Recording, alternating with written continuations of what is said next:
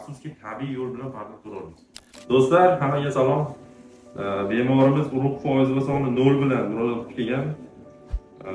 Birlamchi bepushtlik, azospermiya holati.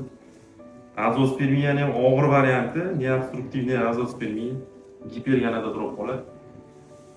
Ikkala moyak tepada bo'lgan tug'ilganda kriptofizm bilan kasallangan. Bemorimizda orqa infeksiya amaliyoti o'tkazilgan, ya'ni moyaklari pastga tushirilgan.